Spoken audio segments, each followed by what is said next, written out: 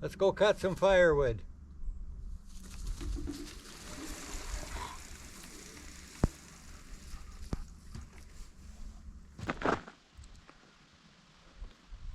Okay, I'm going to give you some measurements and stuff, and hopefully can answer some questions of how I built this trailer. There's a few of you like to know, so Miss Ginger, I'm trying to talk here. You're making noise with that ball.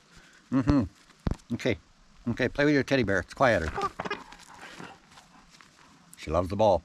Anyways, so for taking this here, you're using 2 full sheets of plywood. 3/4 inch is better if you're hauling wood and stuff, because you're going to beat it around a little bit and that kind of thing. So I'm going to shut the volume down on this thing, I guess. Get back to them later. But 2 full sheets of plywood, cut them off at 6 feet, both of them. And then your back, you're going to have 2 feet by 4 feet here. So you take the measurement down the side at exactly 12 inches, cut it off, measure in exactly 12 inches, and then go down. You'll have 12 inches left to the bottom, right? So you're basically going to be cutting your pieces out here are going to be a little bit smaller than 12 inches because of your saw cuts. Other than that, you're going to be basically cutting, so just make sure your saw cuts on the right side so that you have exactly 12 inches down, 12 inches across, and you'll be 12 inches down. That'll give you 24 inches wide across the bottom. I'll explain just a little bit quickly on how that gives you the front and the back. Just ignore the metal for now that I put on there. I'll try and explain that a little bit, and you'll have to do your own measuring when you put it on. But I bolt this all together after the metal's on. But going to the side here, you're going to see that looks like we have about a foot high, which we do. And in this way, you know, we're a foot to the outside. But with the measurements that I've done this way, allows me, when I go to the bush hunting and stuff like that, sometimes I go way in and camp. And this gives me 24 inches here in the center when I'm done. And my 5 cubic foot freezer fits right down inside of there.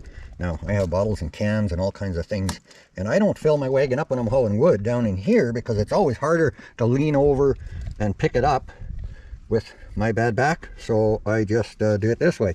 And then I just throw the plywoods down here at a good 3/4 inch chunk or a couple chunks and throw it in. You can pile your wood up a little higher, strap it on, and do it that way. But so you're going to have 2 4x6 pieces of plywood left after you've cut the ends off.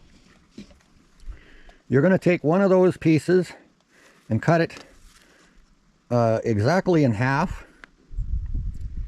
That will give you a 2 foot wide piece for the bottom, and the other half you will cut it exactly in half. Will give you 2 pieces just under 12 inches with the saw cut, and that will be this piece going up on each side. So now you've totally used 1 sheet of plywood. You have the other sheet of plywood that is 4 feet by 6 feet. Cut it exactly in half, then put them 2 halves together and cut them in half. So it gives you all equal sized pieces for here and for up here that will be all 12 inches minus the saw cut out of there. So when you put them together, now we're just going to build a wooden box. We're not going to put any metal on it yet. Just build your wooden box. When you put the bottom 2 pieces, you know, you can just temporarily screw it together. You don't need a lot of screws in it just to hold it together. And once it's a box, you can put it inside, you know, and then build your metal. So to start with, you're going to set, I set my end pieces on top of the floor. I put my side pieces on the side of the floor, on the outside of it, and screwed it on. So now you got 2 pieces screwed to the side of your floor coming upward, and you can screw your couple of screws into the back piece. This will make your wagon just 1.5 inches short of 6 feet when you're done, because the back is screwed on top of the floor. When you build your sides coming up now you have that 12 inches coming up. Then you put the seat on top of this piece. It goes on top. So when you put them together, if you see here, the way I put it together, so I actually built the bottom, the side, then the seat, then the side, and then I put the end in, which sits down here on top of the seat. So these pieces, you can make 12 inches, or your 12 inches and your full 6 feet long. These pieces are going to be 12 inches by a full 6 feet long, because they will connect on the corners. And if you can see right in there, the side comes in here, and then the back comes across and it stops right there. So the back and the front go on after you have put the bottom, this part, and this part together. Then put it in. I siliconed all my joins. When I put it together, I put some silicone on the inside, put all the joins. When this wagon was new, if I shot a moose across the creek, I could put it in the creek and paddle it across just like a boat. It would only sink in the water up to here. Once the water hit this part, it would just float right along just like a boat. You could just balance your weight with the hitch sticking out, lean back a bit. We loaded the moose and we paddled back across, leaning back a little bit. We still had, that much. There was 2 of us and a moose in the wagon. We paddled back across the creek and hooked the quad on it, winched it out of the creek, and came home. But so once it's all together, then you use framework here. All this angle iron, mine, you see I bolted it a little close here. Now this here, what I used is 2-inch, and it's not enough when you use 3/4 inch plywood. This was only 5/8 that I used, and I did break it a couple places just because I was a little hard on it. But using 3/4 inch plywood, I would use 2.5 inch angle iron. I don't know what it is, 1/16. It doesn't have to be that heavy. And use 2.5 inch angle iron, and I just cut it in pieces, measured, cut it across here to make good support. Of course, angle iron goes right across underneath. So down here we got angle iron going all the way across. Here we got angle iron, the floor sits on top of it. So you just flip your box over, make your square here for the floor first, and tack it together, then do your uprights, tack it together, and that's the way I built it. It's been bouncing around for over 20 years behind my quad. So plywood's starting to get pretty rotten. I didn't use treated plywood, so it's starting to come apart. But now, I don't know if I can show you underneath. I used some good heavy tubing. This stuff here is 1.5 inches. It's a pretty heavy wall, and then I went to 2-inch, so it gives me a good sturdy hitch. It should have been 2-inch all the way through. I bent it a little bit. It was an incident. It wasn't because I had too big of a load on it, but I just put a tubing here, I did the same thing underneath just to get a little height for my spacing here from above my wheel. And then I just built kind of an A-frame, comes all the way out for the hitch. Now the axle is just, when you buy stub axles, this here is 1.5 inches. It's a heavy wall. I just took the stub axles to a machine shop so that they could put them in nice and straight. They're just a 4-bolt, like your smaller utility trailer kind of axle. I bought these at Princess Auto, and as you see, these quad tires that I use do not line up with the bolt holes for the rim.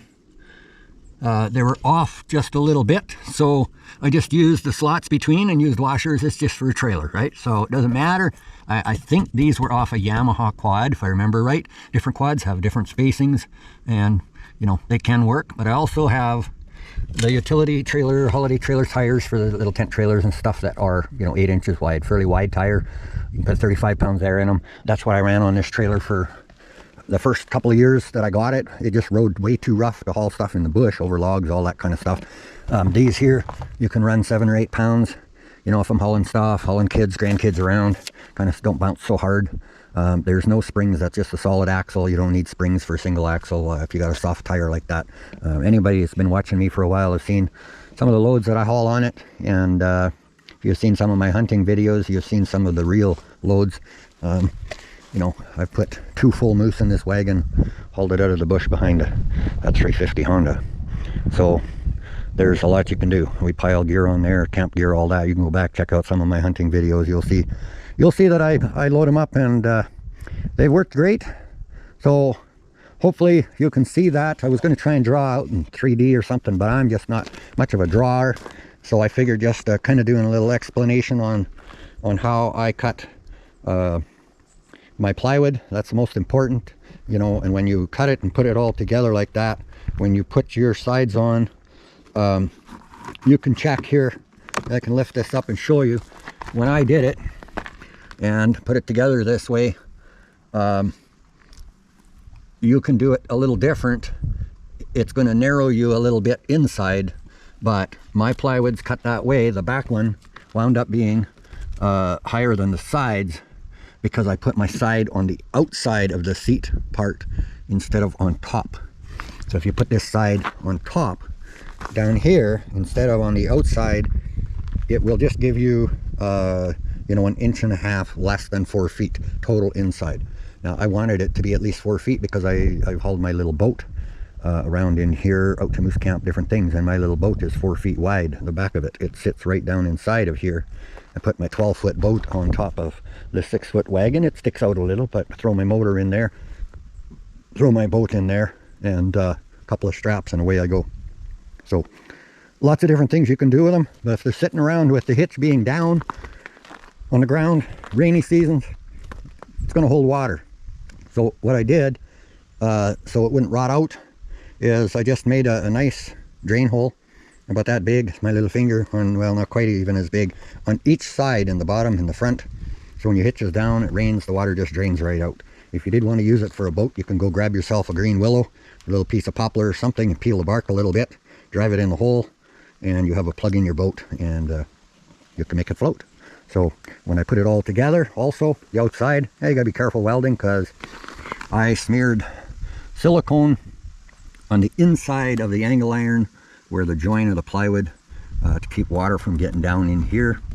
I smeared silicone in there, and then I put the plywood box, you know, I put the metal around so it'd catch fire when I was burning the metal on. You poof, and it would light. Sometimes I'd have to spray it a little bit, and then I just put bent this metal here.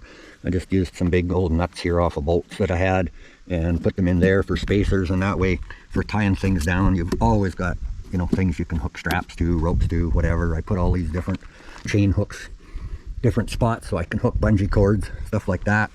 So you can build the outside however you want, but that's kind of the pattern for the inside. So this is just going to be a wagon build video, I guess. Hope you enjoyed it, and when I rebuild it, I will probably take video of it. I think this is all going to be rebuilt next summer, so I'll be taking all this apart, getting all new plywood, and putting all new plywood back inside. And then I take the bolts here, just 1/4 inch bolts, drill a bunch of holes, and bolt the box to the metal. So that's this here, like say I used it for 20 plus years. Well, let me see, I built it in 2002, so I guess it's been a few years. But I put that plastic, and that's just plastic hose, 1.5 inches, and I just took very carefully, I kind of clamped both ends of the hose so it laid straight, and I just took a zip cut on the grinder, and I just zipped a crack in it like that so it fit down over top of my wood, and that way I could just push it down good and tight, drill a little hole through, put a bolt in. And if you got kids riding, then you got no slivers or anything like that, or if you're throwing wood, you can see it's broke because of late fall using it, winter, boo-boo with a chainsaw too close, makes some holes in it. It's pretty scarred up, but it saves the plywood. Like I said, you know, 23 years, it's done me very well. And I built it for about just, by the time you buy your tires and rims and axles and stuff, unless you have some kicking around or shopping around garage sales, you know, if you got to buy everything, you're going to build it still for pretty close to half price, you know, as than if you went and bought a fancy made one. So if you guys enjoyed, any other questions, just shoot me a message.